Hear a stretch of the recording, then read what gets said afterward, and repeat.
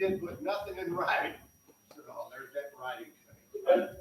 Yeah, they don't, what page? 254. 254 is the big books.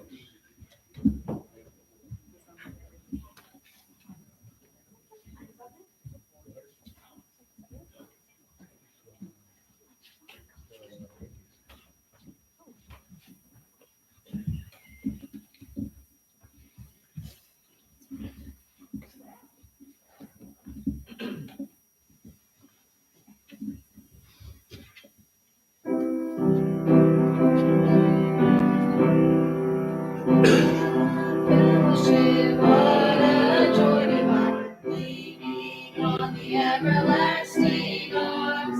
What a blessedness, what a peace is mine, leaning on the everlasting arms. Leaning, safe and secure from all alarms. Leaning,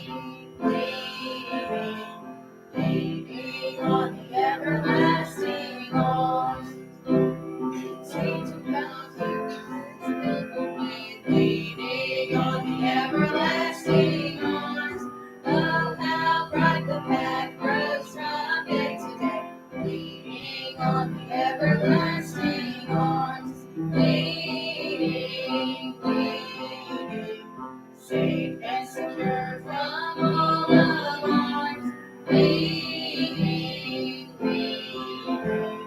leaning on the everlasting arms.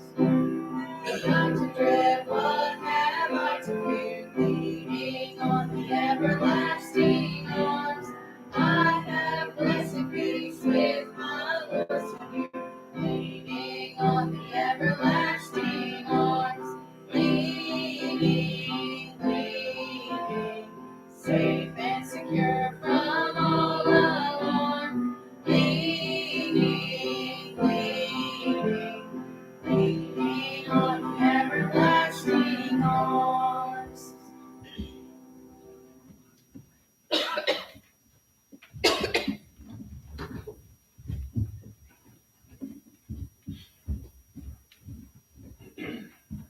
All right, good to be here. It's time like to jump into the prayer request and testimony on the heart. Remember Joshua Mayhew, for God to deal with him. Me. Remember his Aunt Tracy, that God would touch her. I continue to remember my sister-in-law, that God would take care of the needs she had. Remember my family, that God would just take care of the needs of their needs. Amen. Just thank the Lord for being here. Thank you for his mercy. Somebody else? I like the church, remember being my family, and especially our daughter and my brother-in-law, and those two ladies that I was talking about, this, both of them got breast cancer.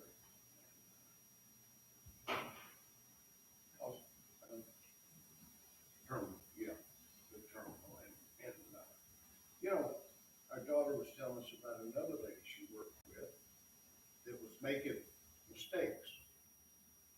And so my daughter, she checked with this person's boss and says, there's something not right. We're having to clean up a lot of stuff that this person is doing. And she told our daughter that she's got cancer. And she just wanted to work as long as she could work. And just a few days after she told her that, this lady passed away. Mm. And so, you know, we take day by day, and by the grace of God, we got far. Amen. And there's just a lot of things, a lot of sickness. Amen. Just remember us. Amen. Amen. Remember this. Somebody else?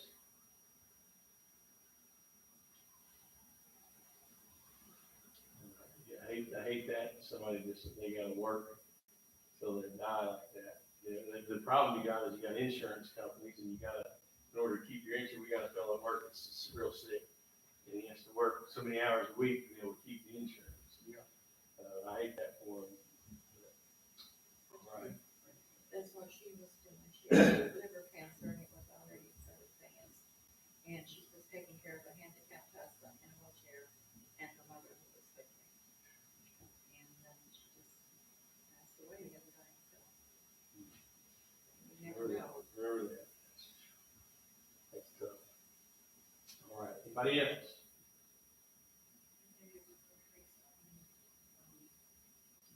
I told you her supervisor's name, Tammy. Amen. Amen. Remember this. Remember the kids, one of their pets died this week, so I'm sure they're pretty upset about that. And just keep praying that God will make a way for us to be able to, have fun with them and teach them about it. Amen. Remember this. I'd like you to pray for my brother King, who has brain cancer, and my other brother Melvin, who has lung cancer. Right. Remember this. Remember this. Somebody else. Arwen wasn't here to yell at you if you didn't get it right. She would have told you what it was.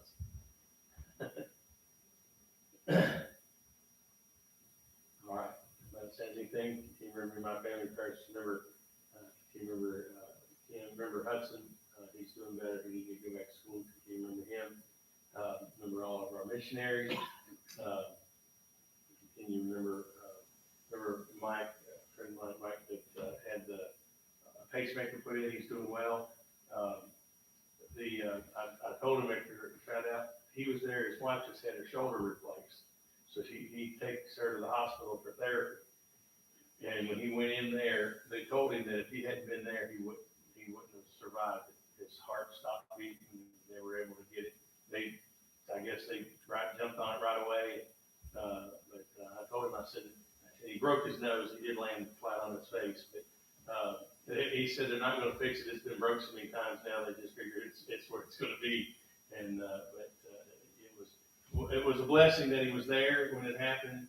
And so I appreciate the Lord taking care of him. And ask you to continue to remember him in your prayers. And he's ready to get back to work. He likes playing in the dirt. His other company that he owns is heavy equipment. They do excavating, commercial excavating. And now he's got everybody else under. He brought him up and taught him, and he's turned all over the workings of the business over to them. He gets to go do the dirty work. He likes doing that stuff. So he's got to wait 8 weeks. That's going to be tough on him to wait 8 weeks to do that. So remember him.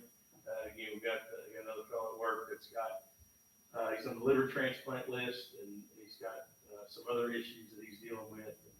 So pray for him. Again, we've got a lot of sick in the church. Remember all those that are sick in the church. Remember those that aren't here. Remember Lily. She got some test results back. It was a long text, so I won't read it all to you. There's an allergy she's got. It's not technically a food allergy. It's not celiac, but it's something similar to that. She can't, but they said that she should outgrow it. She just got to watch what she's eating right now. So just continue to pray for her as well. You remember Uncle Ray. Actually pray for him. He doesn't look like he's going to be able to go back to work. So remember him in your prayers. Again, we've got a lot to pray about. Brother Piercy's wife, continue to remember her. Remember those in Kentucky that lost all that with the flooding. Still continue to remember folks in North Carolina and Tennessee, all those issues that they had there. They're kind of off the news now, but it's still not back together. And Brother Timmy Shirley's church was the one I mentioned was flooded. They got a picture of it, and the water was up to the bottom of the pews throughout the whole church. So remember them, that's Lord touch that they be able to get that back. Again, desire prayers if we get the house sold and keep working on that, get that thing done. Again, we appreciate everybody being here. Good to have Brother Porter and Miss Diana back. We miss them when they're not here.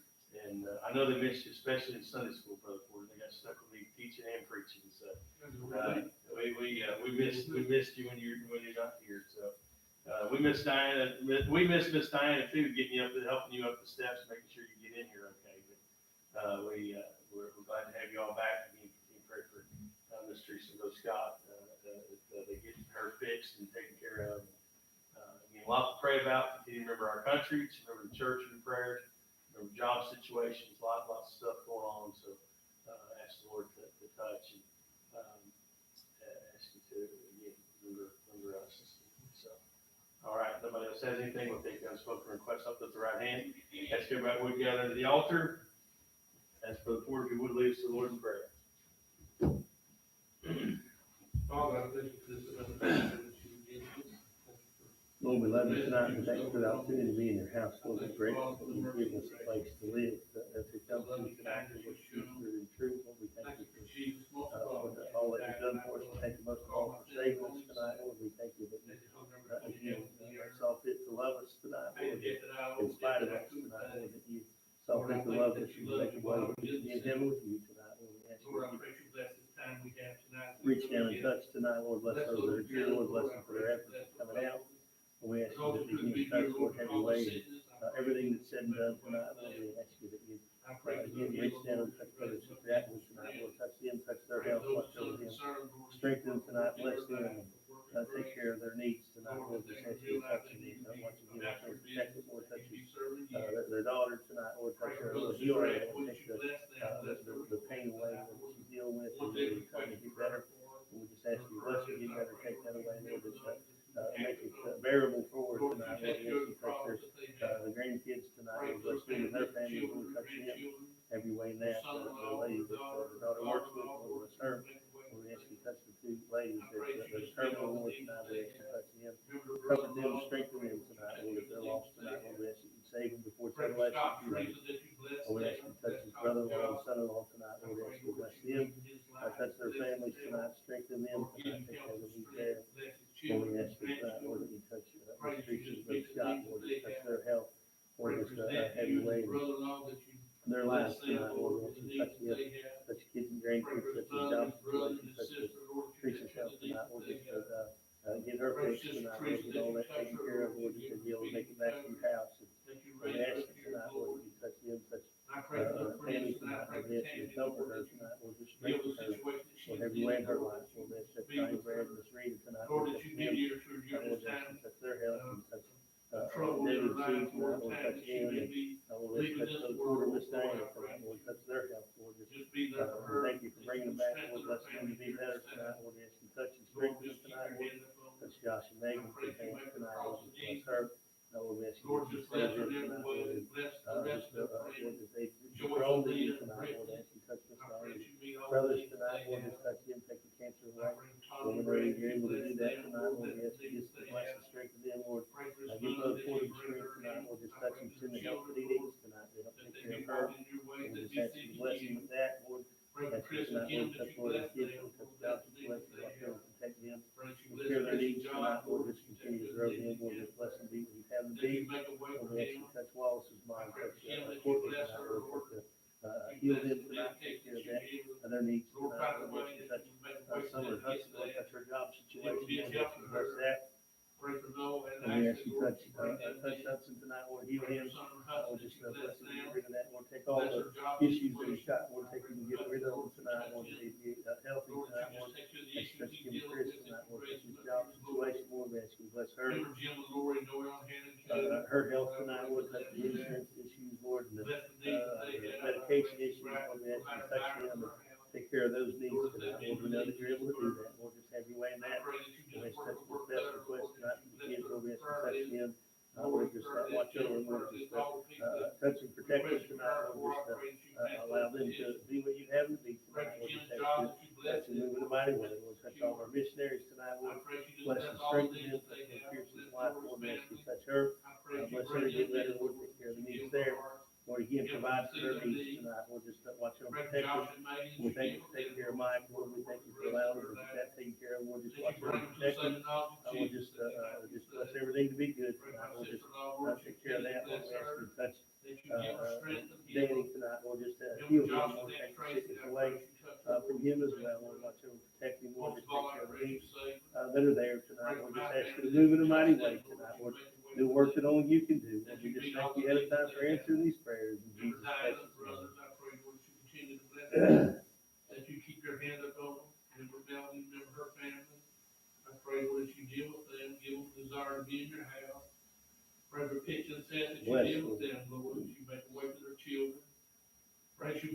church, Lord, as you grow it as you see fit. Help us to be the light we need to be here in this community. Bless Lord. Lord, bless our missionaries. I pray that you just bless the needs that they have, Lord. I pray that you give them souls for labor. Bless them with the financing that they need to continue the work. Bless them who stands in that. We'll just take them. Give us what we need tonight in Jesus' name. Amen. Amen.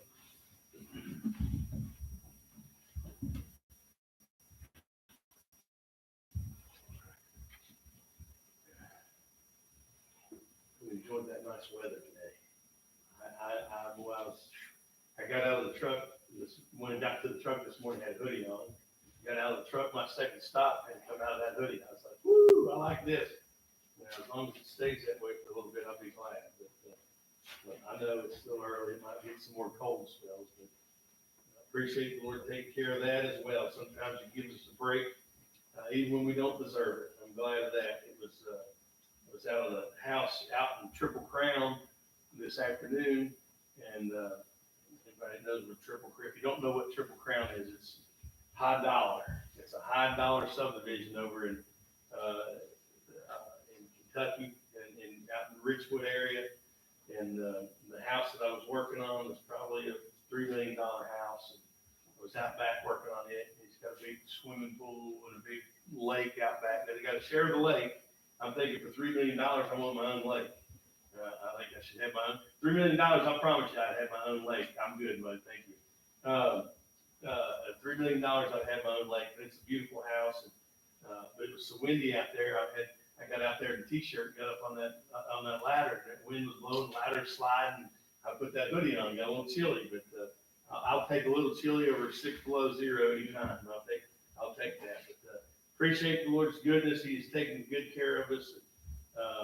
He has taken way better care of us than we deserve. We have not earned it, and I'm glad that He loves me in spite of me. You know, sometimes that you look around, and I've heard folks say this. I know a lot of times folks just sound like they're just saying it to be saying it, but the reality is, I'm amazed on a daily basis that He loves me the way that He does, that He cares for me, that He takes care of me, as undeserving as I am. And I look at it, and part of it is we just take it for granted. We absolutely take it for granted how good He is to us. I'll say I do. We shouldn't, and I shouldn't. But we sort of neglect the fact that He didn't have to get us up this morning. He didn't have to die on that cross for us, and I'm grateful for it tonight. I'm glad that He saw fit to save me. I'm glad that He born me in this country, that I had the opportunity to grow up in the house of God, to be raised in the house of God, and be taught about Him. And again, we've got lots of opportunities that other folks do not have. And again, we take it for granted. I'm glad that the Lord loves me. I'm glad Jesus loves me. And I'm glad of that. I like that song. I know it's a little kid song, but we ought to sing that. We ought to sing that to ourselves every once in a while, and just be reminded how good He is to us, and the fact that we do not deserve it. That is a difficult thing for this generation to understand. We've got a generation that has been raised that they deserve everything good. They don't deserve anything bad. And that's a bad way to raise your kids. That is a bad way to have a generation raised up. It is going to be, when you do that, you're going to raise an ungrateful generation. And I'm glad. I remember when the kids are growing. We're Psalm chapter 21. We'll get to that in a second. But I remember when the kids were little, they still do this. And somebody at work told them that the other day, that they enjoy watching them open gifts, because it doesn't matter what they get a box of tissues and they're excited about it. And people would say, I love to watch your kids open gifts at Christmas time. And they were grateful for it. Why were they grateful? Because they knew they didn't have to get that. Nobody had to get them anything. And so I'm glad of that. I appreciate that. And we don't ever want to take the Lord for granted. He has been way better to us than we deserve. Anything that He's ever done for us is more than we deserve. And I'm glad that I recognize that, but I think I need to do a better job of thanking Him for it. But Psalm chapter number 21. Read the first colleague. We'll read the first 6 verses. Don't know that we'll get through that, but we'll go ahead and read this.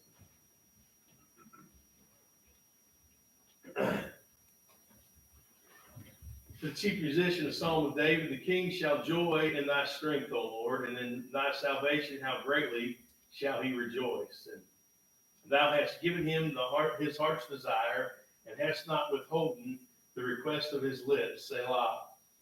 For thou preventest him with the blessings of goodness. Thou settest a crown of pure gold on his head. He asked life of thee, and thou gavest it him, even length of days forever and ever. His glory is great in thy salvation. Honor and majesty hast thou laid upon him. For thou hast made him most blessed forever. Thou hast made him exceeding glad with thy countenance. You can be seated. Again, I don't know that we'll get that far, but we'll do that. But in the one of the, I don't know if it's in this Bible or one of the other Bibles. Sometimes I use this one when I'm studying. Sometimes I use I've got about 36 Bibles, so I'll use different ones in my studying. Sometimes I'll leave them. I like bringing this one. It's kind of small and compact and don't have everything piled in it. And but in one of those Bibles, and it may be this one.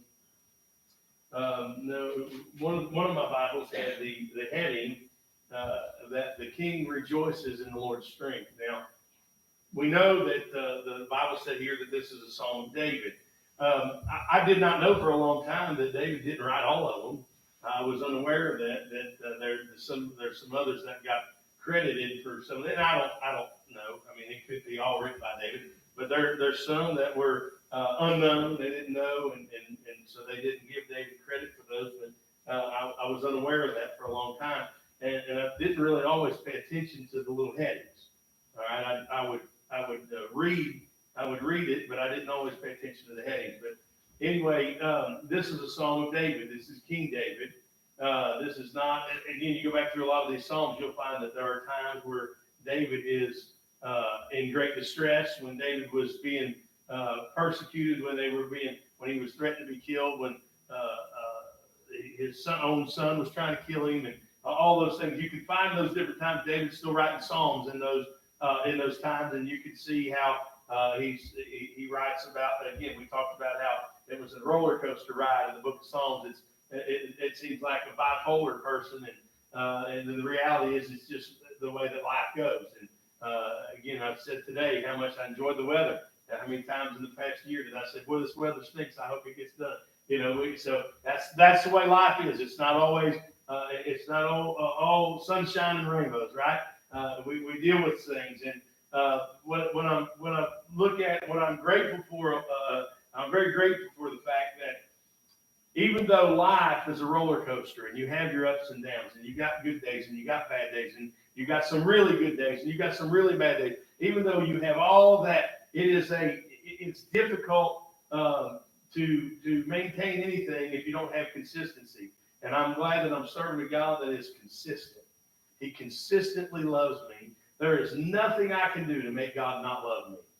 Do y'all realize that? Now, listen, when you get married, you think, oh, we'll love each other forever, and that's the way it's supposed to be. That's the way God intended it, but it don't always work that way. There are people today that have been married 4 and 5 and 6 and 7 and 8 times. I don't know if you get that many. I mean, I just give up. I just quit. You're going to do that stuff. But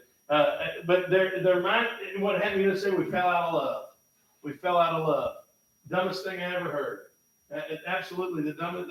You shouldn't be lying. You ought to be sentenced to marry that person if that's the reason you're getting divorced. Yeah, that's a dumb. People get divorced because they don't love each other anymore. What about this? What about this? For better or for worse, right? You deal with that. When Lori married me, I had hair. Didn't have a lot of it. At one point, I did, but she, I don't know that she intended to look at this for the rest of her life. But again, for better or for worse, she said, I signed up for it. I'm stuck with it. All right, but the reality is, when you do those things, we don't like that inconsistent. We don't like it. Oh, what about this? Well, when we got married, he did this, and when we got married, she did this, and now they don't do that. And what happens is I've seen a lot of folks that the wife said, "He don't pay no attention to you." That's because you spend all this stinking money. He's got to spend his entire life working 7 jobs to pay for your habits and to buy all this stuff for you, do all those things.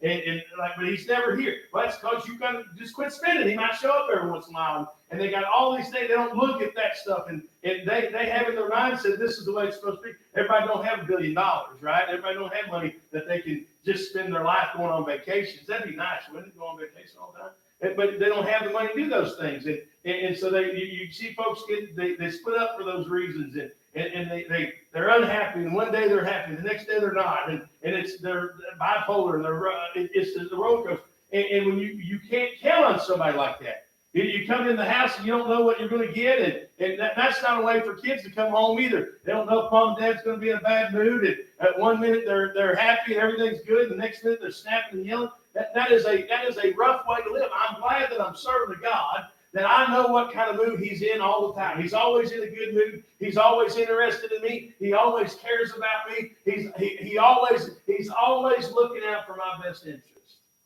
See, not everybody does that. Not every spouse does that. I've said this before, that if the wife, again, they need to both put God first, understand that. But if the wife is concerned about the needs of the husband, and she's tending to that, and the husband spends his time tending to the needs of the wife, what you'll discover is that husband and wife don't ever need anything. They're satisfied, they're taken care of. Why is that? Because it's not about them. It ends up, their needs get taken care of. Why? Because they care for each other. Right? The husband said, hey, I want to please her. I want to make her happy. I want to be able to take care of her. I want to provide for her. What does she, and she said, I don't need anything. I just need you. And honey, I don't need anything. I just need you. And they do that. I promise you, it's a great marriage. Why is that? Because their needs are met. Their needs are met. They're not forcefully met. They're meant, I'm interested in pleasing her, and I'm interested in pleasing him. And when you do those things, all the needs get met, and everybody's happy, and that's a long-lasting marriage, right? That's the way it works. And the problem we got is we got too many folks today that it's all about them. There ain't nothing that the husband can do to make the wife happy. That you can't give her enough, can't do enough for her, and the same thing, the wife can't do enough for the husband. And when you're dealing with that kind of stuff, it's doomed from the get-go. It's due from the get-go. You know why they're that way? Because they don't have God in their life. Amen. When you got God in your life, your mindset's a little bit different. At least it should be. I know there's folks claim to be. People say, well, that Christian there, they don't like, just because they say they're a Christian, all right? Are they bearing any fruit? Are they bearing any fruit? What does their life show? And what kind of life are they living? I was talking I called Mike. I didn't know how they'd handle it if I went to the hospital and kind of private like that, so I didn't go. But I called him yesterday, was talking to him, and he said, well, I must rank pretty good up there with the Lord. He took care of me. He made sure I was all right. And I was talking to him, and he said I'm glad that he took care of it. And it's in his control. We wasn't worried about anything. But the reality is, he bears the fruit. We've had Christmas, when they were doing Christmas dinners and stuff at work with him. He'd get up. When he was there, I didn't have to pray all the time over the dinners. He did it. But he's a tithing man. He believes in helping out. He's a good man, and he's an exemplary Christian, right? He's a great. I forget the Harold Millbad. I can't remember the church he goes to, but gone there all his life, and his dad used to belong there, but there was this time when I hadn't been at that place very long, maybe a year or two. We had gotten in there and just done the addition, kind of tight. Money's always tight anyway. And all the gas lines, the lead lines going into the house, the gas lines coming in, I think they're lead. Every one of them had a leak in it. We had to replace all of those gas lines in our house. In the middle of winter, it was absolutely freezing. And I'm calling, I was on the phone, and I don't know, one of the guys at work must have told him that we had that, and it was, I don't know, $2,500, $3,500. Eventually the church took care of it for us, and I appreciate them doing that. But prior to that happening, he come in there and he had a check in his hand, and he said, you want me to make it out to you or the gas and electric company? I said, what? he said, well, I heard that you need, your gas out. He said, you can't let them kids freeze to death. And he said, if it was just you, I wouldn't worry about it. And he laughed, but he said, you can't do that. He said, so go ahead and get it scheduled. Let me know how much it is. And he gave me a blank check that he signed. I've been there. I haven't been there a year. And I said, well, what do you need me to fill out a contract or anything? And he said, no, just get back to me when you can. And I said, well, I don't know how quick I get. He said, I don't care. Just when you can. And I was like, I almost forgot to call and get it scheduled. I was floored. I never had anybody do something like that. And again, the church took care of it, and I gave him his money back from the church, and I'm grateful for that as well. But that's the Lord taking care of us and using him to do that. And I tell him all the time how great I appreciated that. And he said, you're grateful for it, but I'm grateful that I was able to be that blessing. I mean, wouldn't it be nice to have the kind of money to do that? And because I can tell you right now, if I said, hey, I ain't gonna be able to pay that back, he'd have never done it. He'd never worried about it. He just said, don't worry about it. He's that kind of, he's a good man. Lord saved him. And I don't know that he's all been saved forever, but he's been saved as long as I know him. And I don't know how old he was when he got saved, but again, he does that stuff all the time. There's a couple of folks that, one fellow had a stepson, at an early age, 5, 6 years old, got sick and died. They didn't have money for a funeral. And, to this day, that guy don't know who paid for it, but they called the funeral home and paid for everything. So do whatever they want to do. We'll take care of it. Just wrote a check for it. Didn't ask for money back. Didn't tell anybody shit. And that's wonderful. And again, that doesn't make them saved. But what that does demonstrate is if you are saved, because there's a lot of people that don't have money to do that would love to. All right, so I'm not saying that, but it does demonstrate that you can have money and God can use you. And again, he's a great man, and I'm grateful that he's still around.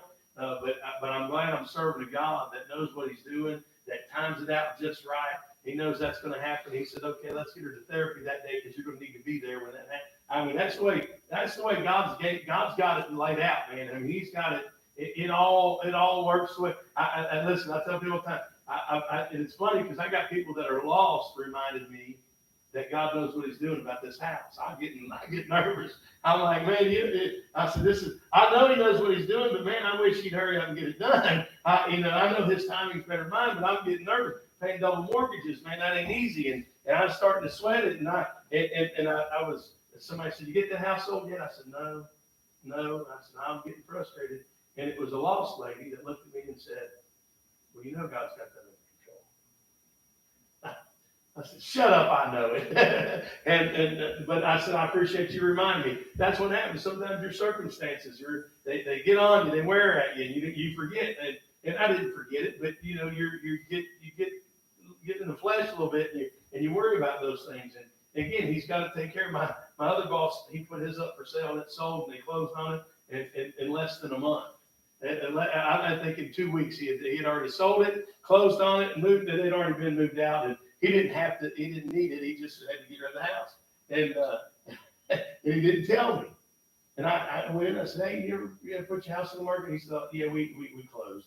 And he whispered it like he was worried that it was going to upset me that mine hadn't sold yet. But again, he's a kind man. He didn't want to. And I'm like, I'm not that way. Because something good happens for somebody else and it didn't happen for me yet, I don't get upset over that. Listen, God can sell both of them at the same time. Him selling that did not affect me one bit. I was grateful that they sold it. And listen, we ought not be that way. We shouldn't. Some Brother Porter comes in with a brand new Mustang, or those new Broncos they're coming out with. They got a really nice little Bronco Porter. He comes in with one of those. We shouldn't be jealous of that. We ought to be excited for him. I'll be excited. They got El Camino. Do you see that? They got a new El Camino. Brother Atwood comes in with a new El Camino. We ought to be excited for him. He might take us for a ride in it. Well, not get jealous. You know why? Because him buying it doesn't stop you from getting one. Right? And so we got folks that get, and that's not Christ-like. We shouldn't be jealous. We should be excited. When your brother or sister gets something, the Lord takes care of it. We ought to be thrilled to death for them, and we're not, and we should be. And I don't know what that has to do with chapter number 21, but that was free. But we see here the gladness. He said, the king shall joy in thy strength, O Lord, and in thy salvation how greatly shall he rejoice. Now, he's going to joy in the strength of the Lord. Why is that? Because there's things that need to be taken care of that I can't take care of. All right, I've always been, every job that I've been on, everywhere I worked, I was always the strongest guy. It didn't matter who it was. When it needed something heavy, sometimes that wasn't good. But when it's something heavy, you can't get that here, get Jim, he'll get it. And I was always that guy. Well, I'm discovering now that I can still do a lot of that, but I don't recuperate the way I used to. When I pick up something heavy now, I pick it up now. I get home, and when I get up in the morning, I'm like, what in the world? Why does that hurt? I go, oh, I remember picking that up now. And that didn't used to happen. So that strength fades. I can't rejoice in my strength. Why? Because it ain't going to be there forever. All right, but I can rejoice in the strength of the Lord because it will be there forever. There's things, it don't matter how strong you are. There's things, it doesn't matter how fit you are. There are things that we cannot do. There are things that are out of our control.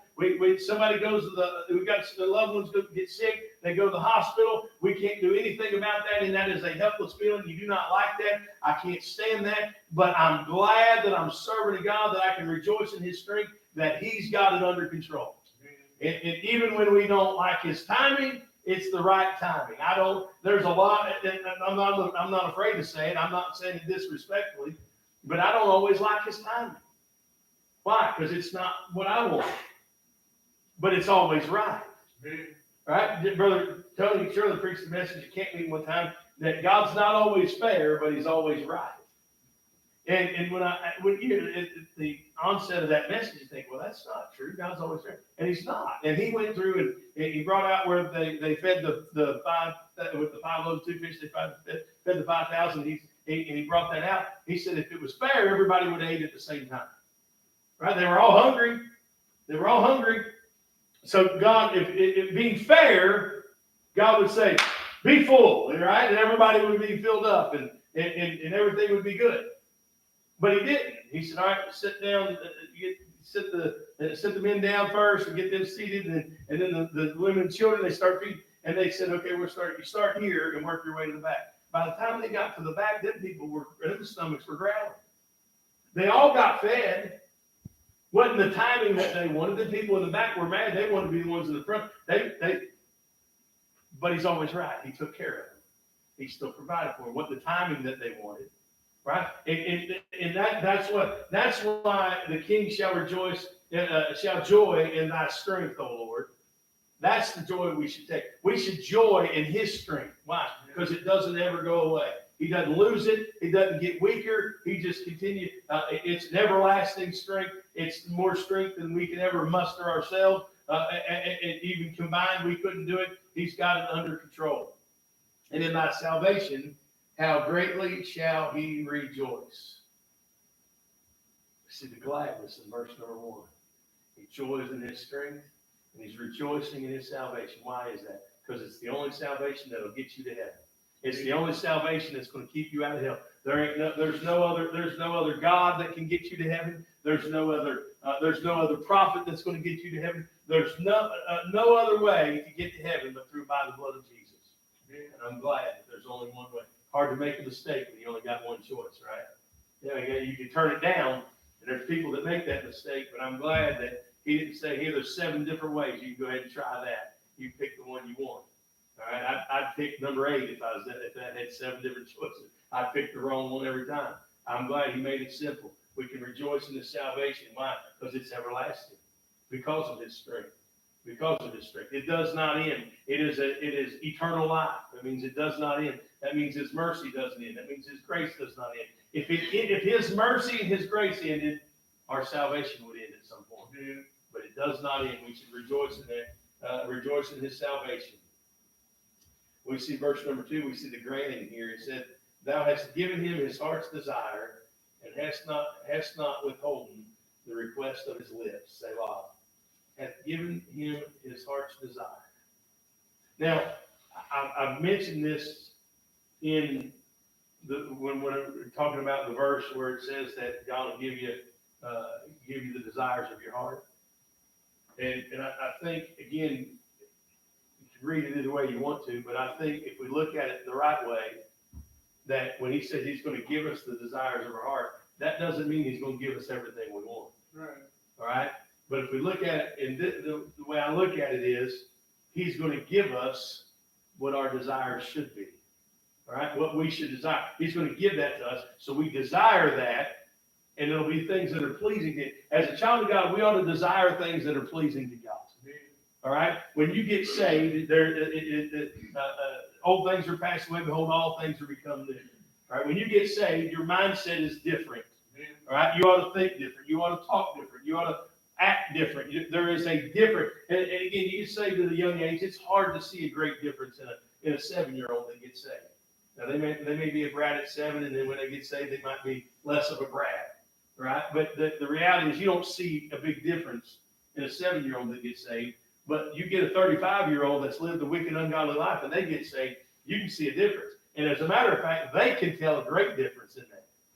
They'll tell you, there's something different about me. That's that salvation. That's God saving it and changing it and doing things differently, giving them different desires. My grandpa, I know everybody knows the story, but he was such a bad, my grandpa that was the preacher, before he got saved, he was such a bad alcoholic that when he could not get alcohol, he would drink aftershave. He drank rubbing alcohol. I didn't know that was the same kind of alcohol, but he was so bad he drank. I don't know how he had a stomach after that. All right, and they said poison control. You got to call them. You start drinking that stuff. But he drank it. It was so bad that he didn't. And I never knew him when that was the case.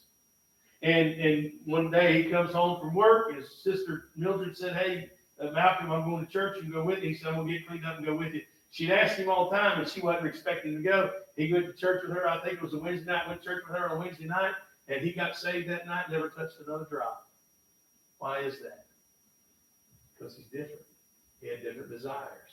God gave him different desires. It wasn't the same. He said, "Well, preacher, if you're an alcoholic, you'll always be an alcoholic." They can tell you that in that 12-step program. Right? When you get a hold of Jesus, get a hold of his program, you're a new creature. It ain't the same. It ain't the same. You may go back on it, but it ain't because God gave you that desire. He takes that away from you. He takes that away from you. He said, has given him his heart's desire, given him what to desire, and then granting that. He said, has not withholden the request of his lips. Do you ever notice how that when you're right with God, your prayers are different than they are when you're not right with him? Most of the time, because you're not praying when you're not right with him. All right? But the reality is, it doesn't take much to fall out, not get lost, but to fall out of the way. Doesn't take much. You start leaning the wrong direction. I was watching Brother Porter up here when we were talking before church, and I get nervous when anybody gets near a step. I'll be at a job site, and we'll be talking to a customer, and somebody will stand at the step, and they'll turn backwards, and I've literally put my hand behind them and say, "Could you step over here?" I get nervous, think they're going to fall. I'm watching Brother Porter. He's holding on to this, and I'm waiting on him. I'm getting ready to grab him, and I'm like, "Please stand over here and hold that rail. I don't want him to fall down." I get nervous about that stuff. But and I don't even know where I was going with that. But when you start leaning the wrong direction, you can stand here. I can stand here flat-footed, and I'm okay. If I start leaning that way a little bit, it ain't going to take very long before I'm falling that way. Without holding on to something, nature's going to take its course, and I'm going that direction, right? If I start leaning back this way, keep my feet flat, I can lean back a little bit. I can bend my knees and lean back and try to adjust that. But if I just stand here like this and lean back, I'm falling. You start leaning the wrong direction, it's easy to fall in the wrong direction, right? It's easy. You just fell out the window, right? He's leaning the wrong direction. And so when you get saved, God starts leaning you the right direction. He's pointing you in the right direction. He's giving you the desire, giving you what you need to desire. And then when you desire that and you request it from him, the Bible said, "If any man lacketh wisdom, let him ask of God, and giveth to all men liberally, and upbraideth not." That's the only liberalism that you'll find in the Bible that God's pleased with. It's when he gives it liberally. Right? You know what that means? He just gives it willy-nilly. It don't matter. He just throws it out there. And all we got to do is ask for it. All we got to do is ask for it. And David said here that, and hast not withholden the request of his lips. Amen. If we're asking God for godly things, and let me say this, if it's not a godly thing and you bug him enough, he's going to say, "Listen, I told you don't need that, but if you don't shut up about it, I'm going to give it to you, and you're going to find out You're going to find out why you didn't need it, and you'll pay the price for that. All right? Sometimes God tells us no for our benefit, and he tries to keep us that way. We bug him enough, and we desire something that's not pleasing to him. Our desire should always be to desire something that is pleasing to God. All right? Listen, there's a lot of things I like. But my question should always be, Lord, I like this, and I'd like to do that, but is that pleasing to you? All right? Lord, I like this, but Lord, I like that new, they got the new IROC Z, by the way. I don't know if you saw that later. They got a brand new IROC Camaro out that looks similar to the ones in the 80s, that body style. And I'm like, oh man, I love that. That'd be nice. Lord, I like that. He said, you got 2 stinking mortgages, son. You don't need to buy that car. Listen, 2 mortgages, they wouldn't let me buy that car. But so you look at something like that, that wouldn't be very practical anyway. But I like them, they're nice. All right, there's nothing wrong with that stuff. But when you want something, we ought to. You say, well, I'm a grown man, I'll do what I want to do. Well, that's what gets us in trouble. All right, I'm a grown man, but I need to do what God wants me to do. I need to turn to him and say, God, are you pleased with that? Are you pleased with that? And I believe if we'll do things that are pleasing to God, what we'll find is that there'll be other things that come along that pop up that we weren't expecting, and God blesses us with it. Because just like in that marriage, we're trying to please the husband's trying to please the wife, the wife's trying to please the husband, and they both get pleased. Right? If we're trying to please God, God's pleased with that, he'll be pleased with us, and he'll demonstrate that, and he'll bless us. That's the way it works. That's the way. He don't bless us because he has to. There are some things that he's required to do because he said he would if we all went up our end of the bargain. Again, Brother Jeff preached that message about obligating God. That's what he meant. He's not saying that we're the boss of God. But when God says, hey, if you'll do this, I'll do this. If we do our part, he's obligated to do his. If any man lacketh wisdom, we like it. Listen, I've loved, there was a preacher, I can't remember his name now, but he used to preach, and when he preached, it almost sounded like he was singing. And I heard a fellow give me a tape of him. This is back when they had tapes, cassette tapes. And some of us old folks remember them. I remember 8-track tapes, but they put that tape in, and he said, I want you to read along with him. And it was Luke chapter 6 or something, I can't remember, somewhere in Luke. It was like 27, 28 verses, it might have been 38 verses. And I'm reading along with it, and he said, what do you think about that? And I'm thinking, well, I guess he's a good reader. I don't know, what do you mean, what do I think about it? He said, did he miss anything? I said, no. And he goes, he didn't read that. He opened up his Bible, Luke chapter number 6, and he walked away from it. And he began to quote it, the entire chapter. And as he quoted it, it was almost a song. He was almost singing it. And then he began to preach. It almost sounded like he was singing his man. Then he'd get into the preaching, and he'd start preaching a little harder. But I was amazed at that. I have a hard time memorizing a verse. This guy he memorized it. And he had, I don't know if it was a photographic memory, but literally all he had to do was read it, and it stuck. You could say, hey, what's Luke chapter number 6 say? And he could quote it for the entire chapter. And I don't know if he's always able to do that, but he eventually ended up dying of brain cancer. And they got a tumor and ate him up, and he lost all that. And I thought, man, the devil knew where to attack. That was his weapon right there. The devil knew where to attack, and he took him out with that. That was terrible that happened. But I'm thinking that must have been a prayer request of his. Lord, just give me wisdom. Give me wisdom. He said, well, it's not wisdom that you can memorize that. Give me whatever it is that it was. I'll take that, to be able to do that. What a blessing. You know how much wasted space he could have had if he took that and heard it and not read the Bible, read other things. Sticking with the Bible, getting that memorized. I got to listen. There ain't a whole lot of space up here. I got a big melon, but there ain't a whole lot of space up there. And I got a lot of it wasted with useless information, useless movie quotes and things like that. Boy, that doesn't benefit anybody. It's good to have a laugh every once in a while, but what benefits folks is when you memorize this, when you can tell them this, when they got a problem, when you can pull up the scripture in the back of your mind that will help them out. That's beneficial. That's what we need. That's asking God. That's what we ought to ask God. Give us that we can help somebody. Lord, give me what I need to be a help to somebody. That's what we're supposed to do. Why is that? That's what he did. That's what he did when he was here. He said, well, he was mean to some people. He threw tables and he yelled at people and listen, he was on the false religion, folks, the people that were teaching false doctrines, telling them that this is the one way and wasn't right. And listen, I'm glad that I'd rather have somebody tell me the truth and get me right as to lie to me and make me think everything's okay and I go to hell. See, we got a lot of churches today. That's what they're doing. They're affirming lifestyles, right? Well, if that's what you want, it's okay. It's okay. I see all these Fruit Loops up behind the pulpit and standing up doing all that stuff, wearing their rainbow collars and doing all that stuff, telling that lifestyle is okay. It's just an alternative lifestyle. No, it's wickedness. It's wickedness. And we need to stand on that it's wickedness. And listen, we don't need to be mean to them. We don't need to beat them up and talk bad about it, but they need to be prayed for. We need to pray for them. Why is that? Because it's wickedness. It's not okay. I'll never be okay with it. It's, well, so-and-so did that. And listen, I know people that were completely against it. They stood against it. They'd be all over that. They'd fight with you on the internet over that. They'd fight with you on Facebook over that. And then all of a sudden, when it happens to them, they change their tune. That can't work that way. That can't work that way. If it's wrong for Brother Porter, somebody in Brother Porter's family to do that, then it's wrong for somebody in my family to do that. It don't matter whose family it is. Doesn't matter who the person is. Sin is sin. And if you start trying to be okay with it because it's somebody you love, you're not helping them. You're not helping them. You're being hypocrites, what you're being. And what we need to do is take a stand against sin.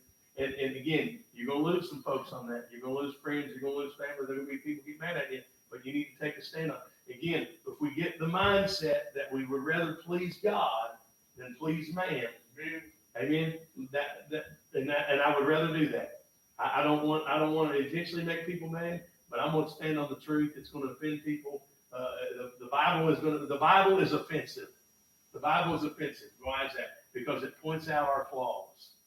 One preacher said the mirror is offensive. Why is that? Because I look in it and it points out my flaws. That's what the Bible is. It's a mirror. We read that and we look and say, ooh, I need to work on that.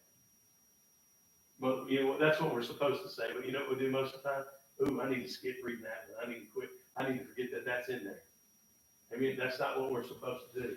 Listen, we see the granny. He said, giving his heart's desire, and ask not withholding the request of his lips. I'm going to get to verse number 3, and we'll probably stop here. Maybe 4, I might combine that. But thou preventest him with the blessings of goodness. Thou settest a crown of pure gold on his head. We see this goodness here in verse number 3. Now, I paused there for a little bit in the first part of verse number 3. It said, for thou preventest him with the blessings of goodness. I thought about that. So you prevented him. Now, as we're reading this, you're thinking, oh, God's doing all these good things for him. Now he's preventing him from something. What's he preventing him from? He's not preventing him from anything good. Why is that? He said he preventeth him with the blessings of goodness. You know what happens when you... The Bible said that a soft word turneth away wrath. And we've learned this in training, that like when you've got somebody on the phone and they're mad and they're yelling and screaming, he said if they teach you a way to do that is you get loud with them. You're not yelling at them, but you're loud with them. What? That really happened? And it's you lower your voice and you tell them that you're going to take care of it. And I completely understand. And what you'll find is as you're doing that and you're lowering your tone, most of the time they lower their tone. And when you get the understanding, hey, listen, I'm here to take care of the problem. I'm not arguing with you. You let me know what it is. We'll get to take. I'm sorry, there's an issue. And you do that, and it's amazing. 95% of the time, when you lower your tone, they lower their tone. All right? And you start doing it, and that soft word turns away wrath. By the time you're off the phone with them, we appreciate your help. Well, I'm sorry for being that way. And because they understand you're not trying to be mean. You just need to get to the bottom of it, fix the problem. And so he said, for thou preventest him with blessings of goodness. All right? What's he preventing you from? He's preventing you from messing up with blessings of goodness. It is a reward. The Bible said he is a rewarder of them that diligently seek him. Right? That's what he's doing. He's preventing. Listen, the minute you got saved, he prevented you from going to hell. That's a blessing of goodness right there. That's a blessing of goodness right there. He prevented you from going to hell the minute you got saved. And so what he's doing, without preventing him with a blessing, thou settest a crown of pure gold on his head. We ain't got that yet, but it's coming. We ain't got it yet. I don't know if people say, well, I'm going to have all kinds of, I like hearing people brag about what they're going to get. I'm going to get a nice big crown, and I'm going to have all these jewels in my crown. And listen, I can have one of them Burger King crowns for all I care. As long as I'm in heaven, it don't matter to me. You give me one of them paper crowns, and I'll take that. I'll take that. Why is that? Because I'll still be in heaven. You can have all, people say, well, he wouldn't do that because then people would get jealous. We ain't going to think the same as we do down here. And what we're going to do with them is we're going to lay them at his feet anyway. The only one that's deserving of it. So whatever, I'll take that paper crown and lay it there. It's all I got. I'll give it to him. He give me a big golden crown with lots of jewels in there. I'll be fine with that too. I'll give that to him. But I'll give him what I've got. We're going to lay it at his feet. Why? Because he's worthy of it. Because he's the one that prevented us with blessings of goodness. And now he's the one that set a crown of pure gold on our head. And listen, there are not words to describe the goodness of God. I like them old time sayings. It's better felt than told. I can't describe to you how good it felt when I got saved. I can't describe to you how good it feels to be saved. And part of the reason is because I don't always feel the same.